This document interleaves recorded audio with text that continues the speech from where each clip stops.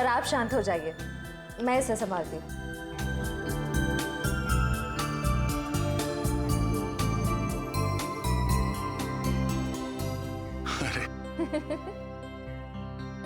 इतनी बात मेरी समझ में नहीं आई।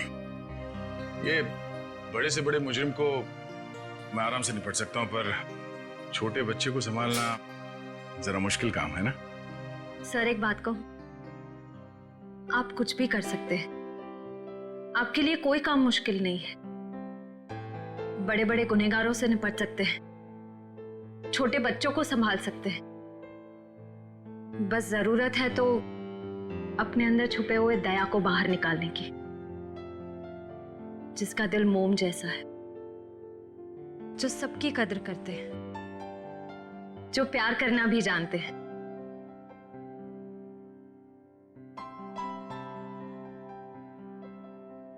I mean, जो सबकी इज्जत करना भी जानते हैं। अब चिंता करने की कोई जरूरत नहीं है सर, मैं आ गया हूं। अरे फिर तुम, क्या बात है? सर हाँ? जब मुझे एहसास हुआ कि आप अकेले बच्चे को संभाल नहीं पाओगे तो मैं आ गया। ला बच्चा दो। इट्स ओके सर, मैं बच्चे को नहीं संभाल पाओगी, मुझे दे दो। लेकिन फ्रेडी, बच्चे को नींद नहीं आएगी, उसे सुलाने का तरीका मेरे पास है। बच्चा दे दो।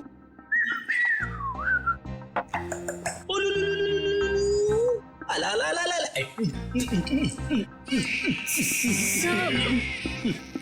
फ्रेडी क्या कर रहे हो? सर, जिद छोड़ो और बच्चे को वापस दे दो श्रेया को। सर प्लीज मैं संभाल लूंगी। कोई प्रॉब्लम नहीं है सर, बच्चे को चुप कराने का फॉर्मूला मेरे पास है। श्रेया, टीवी का रिमोट देना। अब देखना सर, ये कार्टून चैनल देख के बच्चा कैसा खुश होता है। कौन से नंबर पे?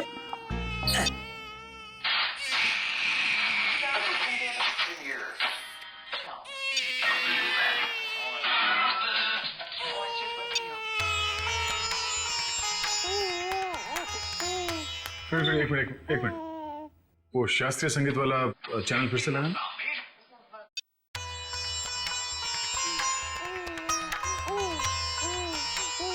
सुरों की काफी समझ है इसे। हाँ सर, बड़ा होके बड़ा संगीतकार बनेगा। सब हो रही दुकान।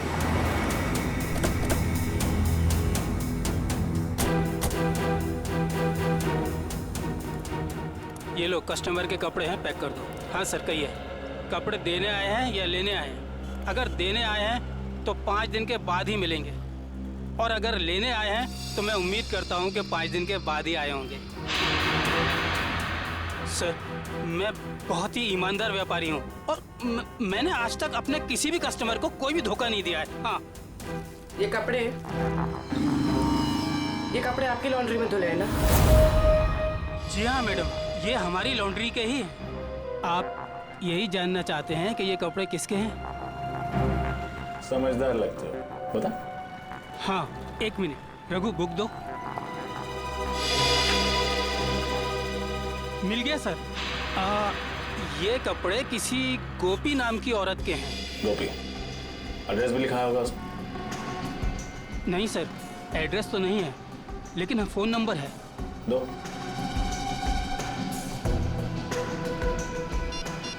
साहब, मुझे तो पहले से शक था जब वो लड़की यहाँ कपड़े डालने आई थी। ऐसा क्या किया था उसने?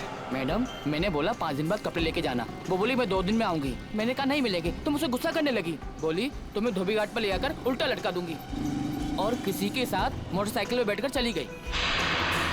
उस मोटरसाइकिल वाले का चेहरा देखा था तुमने? साहब उस समय शाम हो चुकी थी और वो रोड के उस पार खड़ा हुआ था, तो मैं ध्यान नहीं दे पाया साहब। इस मोबाइल नंबर के जरिए हम उस मोटरसाइकिल वाले तक पहुंच जाएंगे। चुप रहो, समझे? तो एक मिनट, आ रहे हैं। उस औरत का नाम गोपी था। Very good. उसके मोबाइल नंबर से उसका घर का पता निकालो। इस केस में इस औरत की पूरी जानकारी चाहिए हमें, ठीक है? रजत, मैं तुम्हें बाद में फोन करता हूं।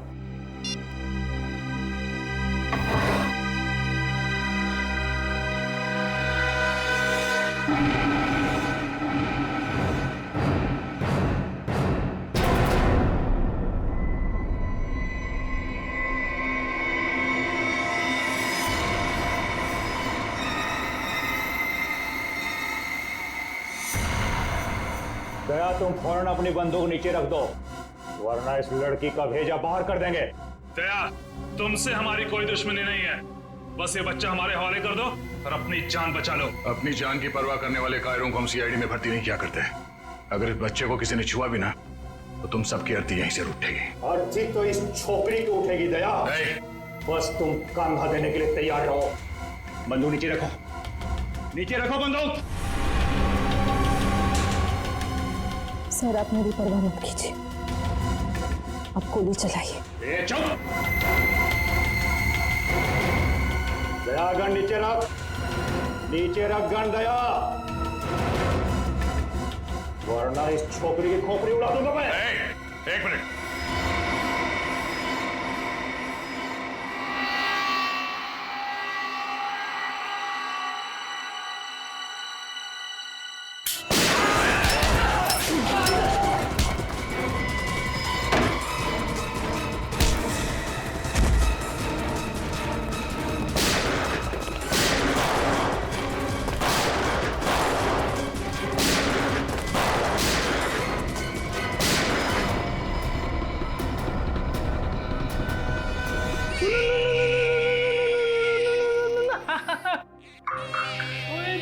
इतना छोटा सा मासूम बच्चा किसी का क्या बिगाड़ सकता है?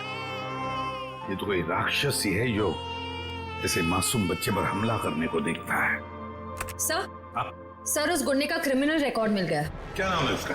उसका नाम शमी है और उस पे कॉन्ट्रैक्ट किलिंग और किडनैपिंग के 3 केसेस चल रहे हैं। कॉन्ट्रैक्ट किलिंग और किडनैपिंग? लेकिन ये सिर्फ कॉन्ट्रैक्ट किलिंग का केस नहीं है, ये कुछ और ही चक्कर है, कोई बड़ी साजिश है ये।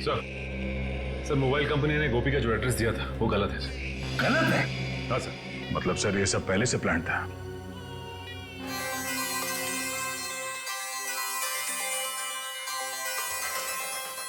अरे वाइफ का फोन।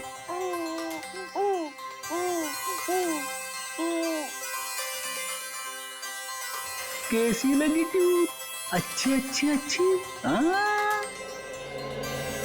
सर कल रात दया सर के घर पे टीवी पर जब शास्त्रीय संगीत आ रहा था तब बच्चा अचानक से शांत हो गया और मुस्कुराने लगा।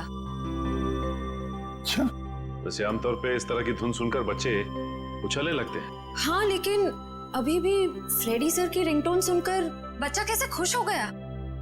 सर हो सकता है कि जब से इस बच्चे का जन्म हुआ हो तब से ये शास्त्रीय संगीत सुनता आ रहा। हो सकता है इसके माता पिता में से कोई संगीतकार या गायक हो। कविनगर जाके पता लगाना पड़ेगा कि वहां पर कोई शास्त्रीय संगीत विद्यालय है क्या। ता थई तत थई ता थई तत थई ता थई तत थई तत थई ता थई तत थई ता थई तत। एक मिनट,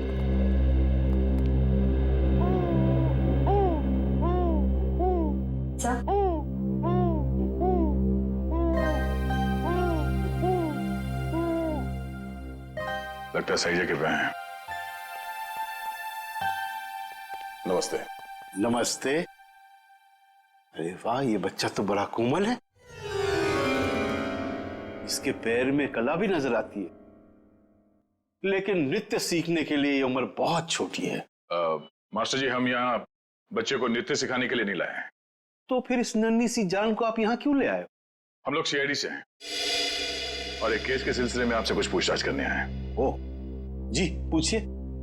जरा इस बच्चे को देखिए, आप पहचानते हैं इसे? देखा आपने इसे? जी नहीं, इस बच्चे को कभी देखा नहीं मैंने। आपने इस औरत को देखा है? अरे ये तो हमारे बगल वाली डे केयर सेंटर में काम करती है। Baby day care centre?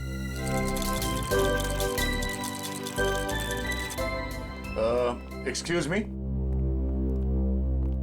आप इस औरत को पहचानती हैं? ये तो गोपी है, हमारे यहाँ आया का काम करती है, लेकिन हुआ क्या ऐसे?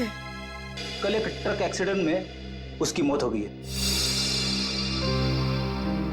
खैर, आप इस बच्चे के बारे में क्या बता सकती हैं? इसका नाम बॉबी है और इसकी माँ का नाम जूही है। ये LSD सोसाइटी में रहती है। LSD society?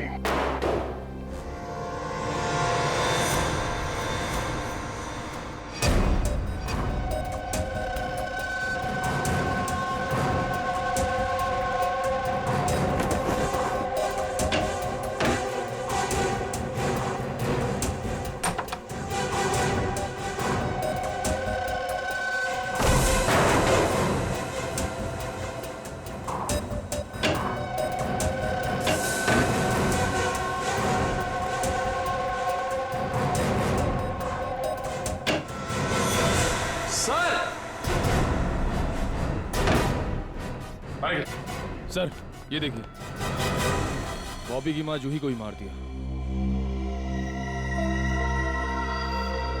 ये देखो, गोली गले और पेट पे मारी गई है। लगता है इसे मरे हुए भी काफी समय हो गया, खून पूरी तरह से सूख गया। सर, ऐसा लग रहा है मैंने इनको कहीं देखा है, लेकिन याद नहीं आ रहा कहाँ देखा है।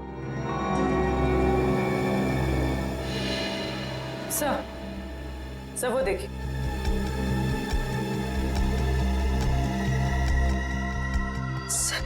खून से सने हुए जूतों के निशान। ये देखो पूर्वी, ये चप्पल के निशान तो बिल्कुल वैसे ही है जैसी चप्पल गोपी ने पहनी हुई थी। इस औरत ने जो सैंडल पहने हुए थे, उस सैंडल के नीचे के हिस्से की तरफ हमें खून के कुछ अंश मिले, और वहां से भी हमें सूखा हुआ खून मिला था। अभी कोई संजोग तो नहीं हो सकता है ना सर? पर सर, गोपी तो गुनहगारों की साथीदार थी, वो खिड़की से बच्चे को लेकर क्यों भागेगी? ये समझ में नहीं आ रहा कि वो यहाँ आई क्यों थी। वो तो नर्सरी में आया का काम करती थी ना। मगर सर, जूही को मारने के बाद बच्चे को अगवा करने की क्या जरूरत थी? एक बच्चे से किसी का क्या फायदा हो सकता है? सर, मुझे लगता है ये जूही के पति की फोटो है। लेकिन ये जूही की पति की फोटो है नहीं, बल्कि थी। हॉल में इस फोटो पे हार चढ़ा हुआ था। एक काम करो, इस कमरे को अच्छी तरह से छान मारो, देखो क्या मिलता है। सर,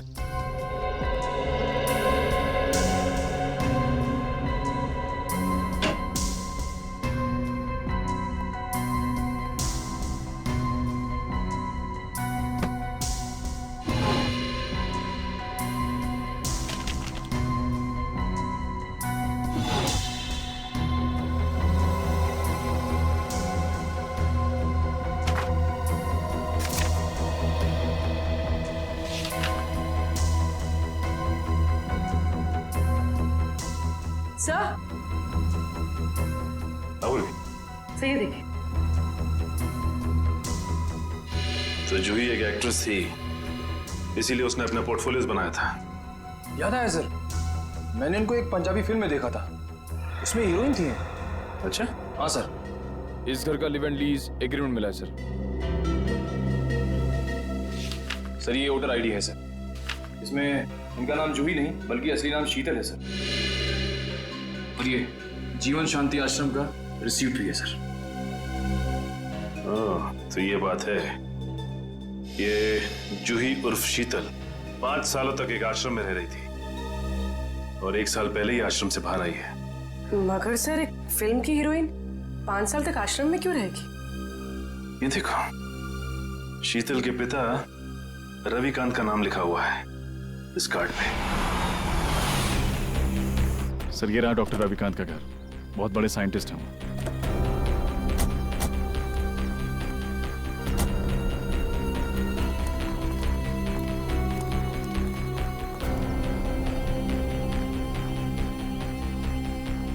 सर ये घर तो लगता है काफी टाइम से बंद पड़ा है। हाँ रजत, ये देखो कितने दिनों के अखबार पड़े हैं यहाँ पर, ये सारे खत पड़े हैं। काम करो, इन दोनों घर के अंदर जाके अच्छी तरह से तलाशी देखता हूँ ये चिट्ठियां क्या है।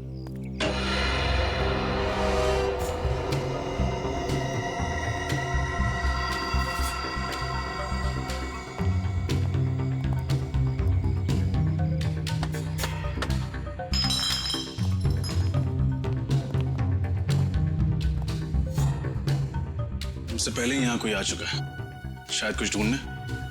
देखो कुछ हाथ लगता है क्या? सर,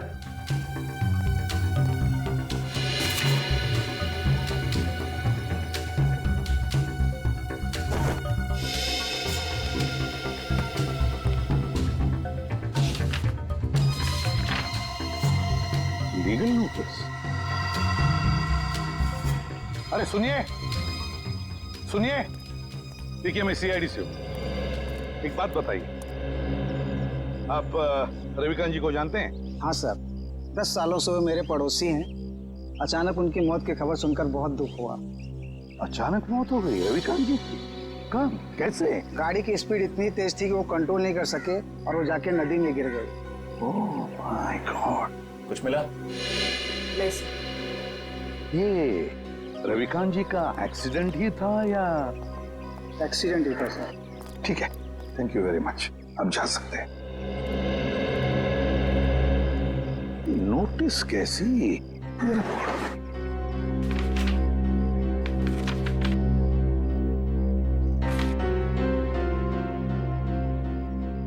माय गॉड, तो रविकांत जी के घर की नीलामी की नोटिस है। सर इतनी जल्दी ही नोटिस? पिछले महीने तो रविकांत जी की मौत हुई थी। तो पूर्वी पिछले महीने रविकांत जी की मौत होगी, उसके बाद में उनकी बेटी शीतल की मौत। ये कोई कोइंसिडेंस नहीं हो सकता, कोई इत्तेफाक नहीं है, ये कुछ और ही चक्कर है, कुछ ना कुछ तो गड़बड़ जरूर है। और फिर अब शीतल के बच्चे की भी जान को खतरा है। इस रविकांत जी के एडवोकेट से मिलना पड़ेगा, वकील से मिलना पड़ेगा, पता लगाना पड़ेगा इस घर के नीलामी का राज क्या है। ओ, रविकांत जी की प्रॉपर्टी की नीलामी की नोटिस ये तो मैंने बनवाई है, लेकिन आपको कहां से मिली? उनके घर से। एक और बात, उनकी बेटी शीतल का किसी ने खून कर दिया। शीतल का खून? लेकिन ये किसने किया? उन्हीं का पता लगाने ही तो हम आपके पास आए। मैं कुछ समझा नहीं। रविकांत जी और शीतल के बाद इस मकान पर हक किसका बनता है? शीतल जी के बेटे बॉबी का।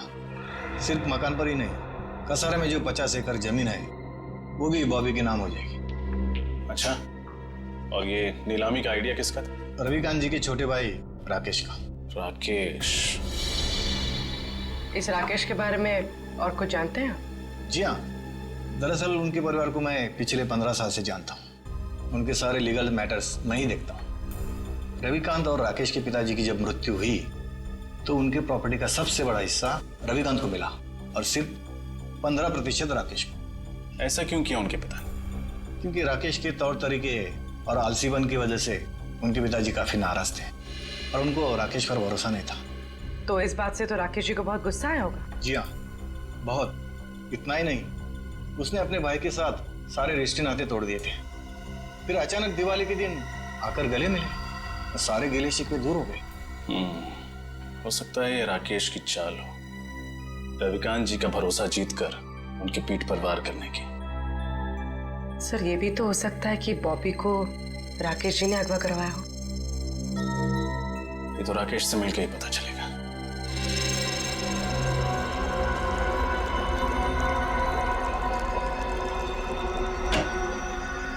Excuse me. जी कहिए। हम लोग सीआईडी से हैं। डॉक्टर रविकांत के बारे में तो आप लोग जानते ही होंगे। जी डॉक्टर रविकांत मेरे गुरु जैसे थे। आप? जी मेरा नाम फनीश है। इस लैब में जो भी रिसर्चेज होती हैं उन्हें मैं फाइनेंस करता हूँ। मिस्टर फनीश, हम डॉक्टर रविकांत की मौत के बारे में आप लोगों से कुछ पूछताछ करने आए। उनकी मौत से तो हम सबको बहुत बड़ा सदमा पहुंचा है सर। न केवल इस लैब का बल्कि हमारे देश का भी बहुत बड़ा नुकसान हुआ है। लेकिन वो कहते हैं ना कि नसीब के आगे किसी का बस नहीं चलता। ऐसा लगता है कि उनकी मौत से किसी और का नसीब जरूर जग गया है। मैं कुछ समझा नहीं। हमें शक है कि उनकी कार का एक्सीडेंट हुआ नहीं है बल्कि करवाया गया है। यानी किसी ने उनका मर्डर किया? शायद।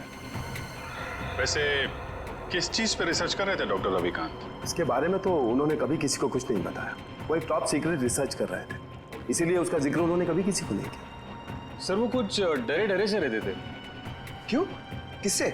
इसके बारे में उन्होंने किसी को बताया नहीं, लेकिन वो अपने जो रिसर्च के पेपर्स है ना वो अपने केबिन के लॉकर में रखते थे और तकरीबन हर रोज वो लॉकर का पासवर्ड चेंज करते थे। पता नहीं क्यों। लगता है ये रिसर्च की वजह से उनका फोन किया गया है। उनका केबिन दिखाइए जरा।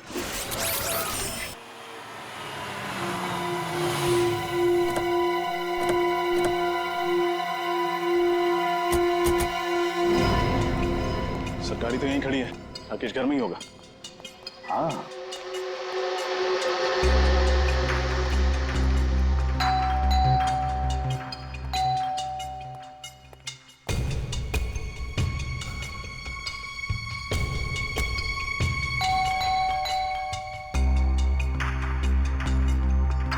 तो लगता है घर में कोई नहीं है, कोई दरवाजा नहीं खोल रहा। है, घर में कोई तो है, आवाजें आ रही हैं। खोल दो दरवाजा।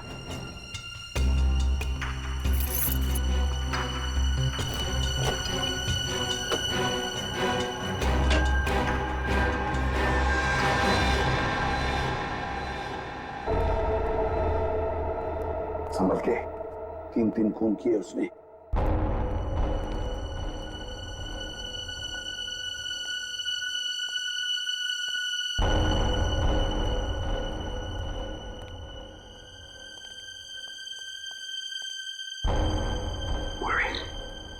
इस तरफ जाओ।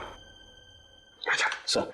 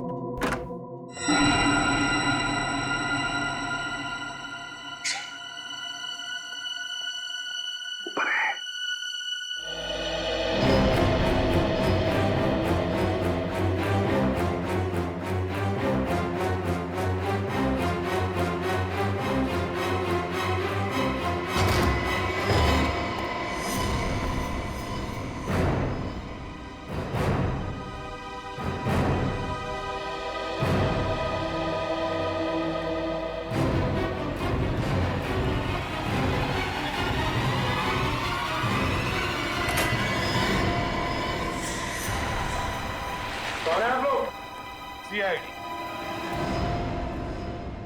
लेकिन मैंने किया क्या है? या क्या है? हैं? या क्या है? अभी पता चल जाएगा क्या क्या है। इसके घर की अच्छी तरह से तलाशी लो। सर आप पूरे घर की तलाशी ले लीजिए, पर प्लीज मुझे ये तो बताइए कि मेरा गुनाह क्या है? रविकांत और शीतल को क्यों मरवाया तुमने? शीतल का कत्ल हो गया सर? कब और कैसे? कब और कैसे? बड़े भोले बनने की कोशिश कर रहे हो राकेश जी, हैं? सर प्लीज मेरा यकीन मानिए, इसके बारे में मैं कुछ नहीं जानता। झूठ झूठ बोल रहे हो तुम। रविकांत और शीतल को पहले मरवाया और फिर शीतल के बच्चे को अगवा किया। इस औरत को पैसे दिए थे ना तुमने ये सब करने के लिए? क्यों? नहीं सर, मैंने ऐसा कुछ नहीं किया। इस औरत को मैं पहली बार देख रहा हूँ सर। सर मैं रवि भैया और शीतल का खून क्यों करवाऊंगा? इसलिए इस जायदाद के लिए। जायदाद के पेपर थे, है ना? क्यों? और तुम ये भी जानते थे कि रविकांत और शीतल की मौत के बाद ये सारी जायदाद शीतल के बेटे के नाम पर हो जाती, और अगर शीतल के बेटे का कुछ कम ज्यादा होता तो ये पूरी की पूरी जायदाद तुम्हारे नाम पर हो जाती। यही चाहते थे ना तुम? जी सर, लेकिन क्या?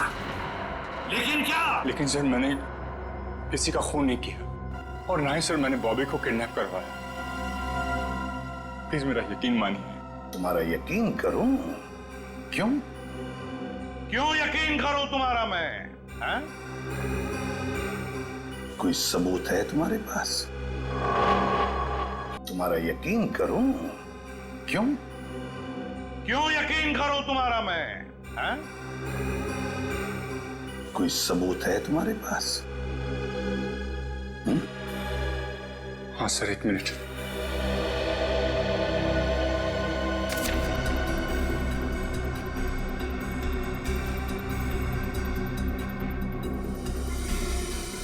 रविकांत चैरिटी फाउंडेशन, 50 लाख रुपए। जी सर, जायदाद में जितना भी मेरा हिस्सा था उस सबको बेचकर सारे रुपए में रवि भैया की चैरिटी में डालने वाला था। सर भगवान का दिया हुआ मेरे पास सब कुछ है। पैसों के लिए मैं अपने भैया का खून क्यों करवाऊंगा? सर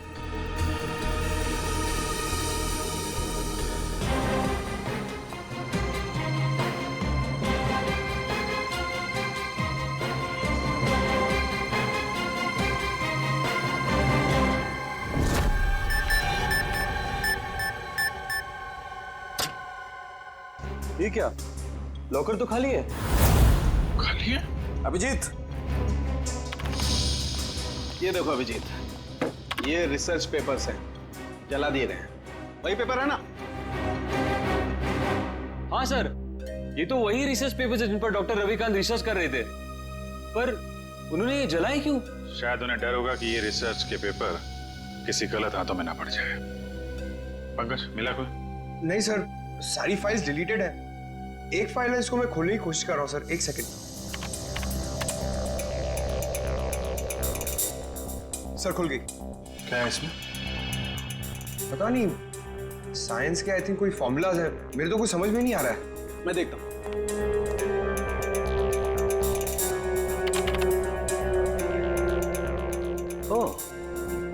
नहीं अभिजीत, ये कोई साइंस का फार्मूला नहीं है, ये एक वायरस की टेस्टिंग रिपोर्ट है। क्या मतलब सर? मतलब ये कि जैसे जहर का काट जहर होता है, वैसे ही किसी भी बीमारी का इलाज उसके वायरस के द्वारा ही किया जाता है। और इस वायरस का टेस्ट किसी इंसान पर कर रहे थे डॉक्टर रविकांत। और कौन सा वायरस है ये? ये बेलकोप नाम का वायरस है, बहुत रेयर किस्म का वायरस है, ज्यादा सुना नहीं है इसके बारे में। मगर सर ये वायरस टेस्ट किस पर कर रहे थे? माय गॉड, मैं समझ गया अभिजीत। अरे है कौन वो? अभी नहीं, 1 घंटे के बाद मैं तुम्हें ब्यूरो में मिलता हूँ, कंफर्म कर लूं फिर बताता हूँ। सचिन, पता चला डॉक्टर रविकांत लैब में क्या बना रहा था? नहीं सर, अब तक तो कुछ नहीं पता चला। सालू के साहब कह के गए हैं कि 1 घंटे में वापस आता हूँ फिर। बस पता चल गया, मैंने गुत्थी सुलझा ली। यार तुम्हें बताना सालू के। बॉस, उस रिसर्च लैब में हमने जिस पेशेंट की रिपोर्ट देखी थी, उसमें पोलकोप नाम का वायरस था। ये कौन सा वायरस है? वही तो पता लगाना है, लेकिन एक टेंशन है बॉस। किस बात की टेंशन? बॉस, मैंने जब पता लगाया तो पता लगा कि पोलकोप नाम का वायरस तो है ही नहीं।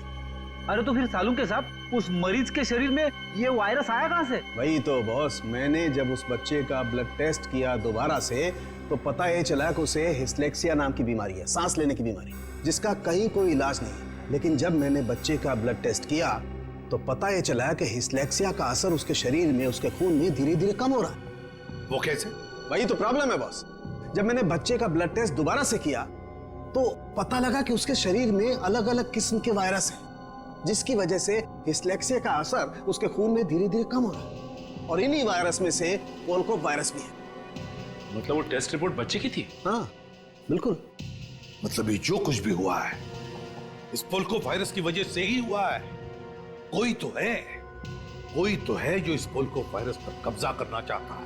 हाँ सर, डॉक्टर रविकांत ने वायरस के सारे सैंपल और रिसर्च के सारे मटेरियल तबाह कर दिया, बर्बाद कर दिया सर। अब ये वायरस सिर्फ बच्चे के अंदर है। मतलब सचिन, बच्चे की जान को खतरा है।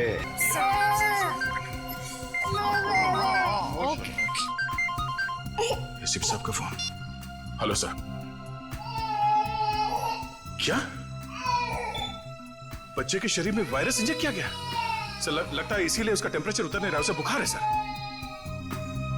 हाँ सर, हम लोग वहीं जा रहे थे। ठीक है सर, ओके चलो।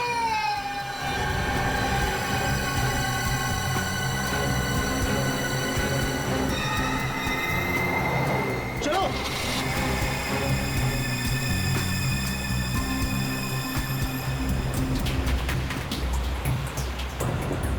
बॉबी का बुखार तो बढ़ता ही जा रहा है।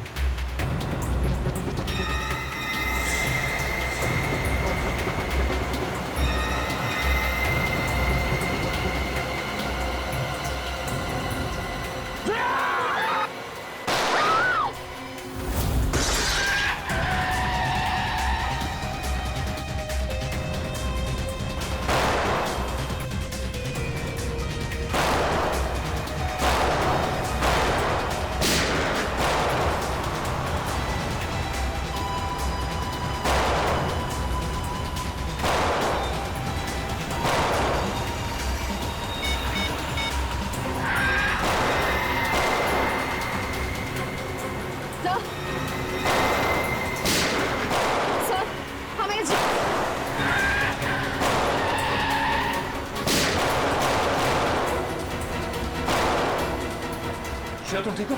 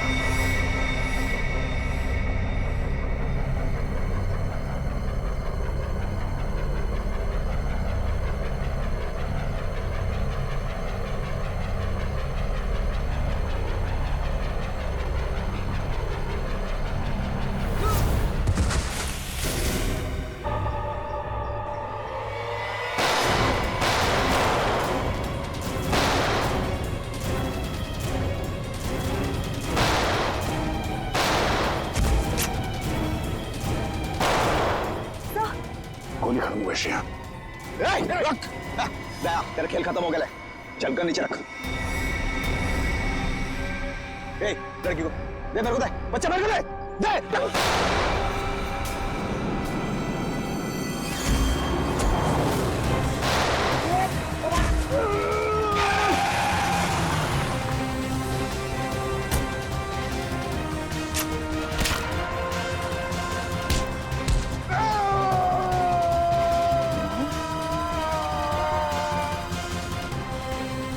शेर का शिकार करने निकले थे गीदड़ लोग।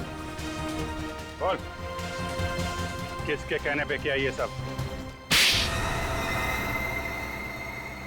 शर्म आनी चाहिए तुम्हें। एक मासूम बच्चे के साथ तुमने ऐसी घिनौनी हरकत की। मैं मजबूर था ऑफिसर। मैंने डॉक्टर रविकांत की रिसर्च पर लाखों रुपए खर्च किए, यह सोचकर कि रिसर्च कामयाब होगी तो मैं करोड़ों रुपया कमाऊंगा, मेरी कंपनी के शेयर्स फिर से टॉप पर आ जाएंगे। लेकिन डॉक्टर रविकांत अपने इन्वेंशंस तुम्हें नहीं बल्कि सरकार को देना चाहते थे, ताकि हमारे देश के आम लोगों को फायदा हो।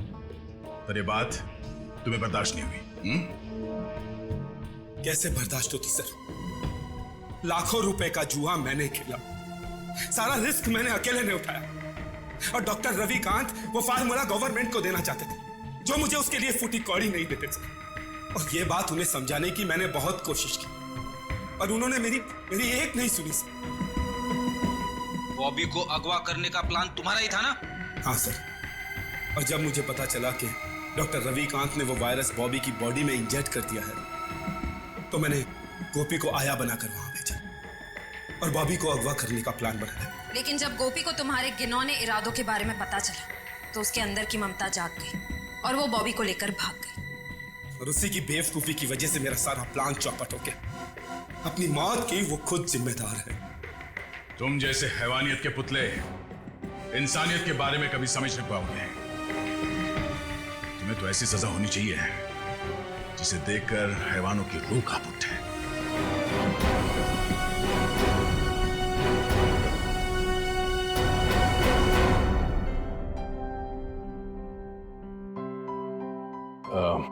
सर, हमें इस बच्चे के भविष्य के लिए कुछ करना चाहिए। हाँ, इसके भविष्य का पूरा बंदोबस्त करके रखा है।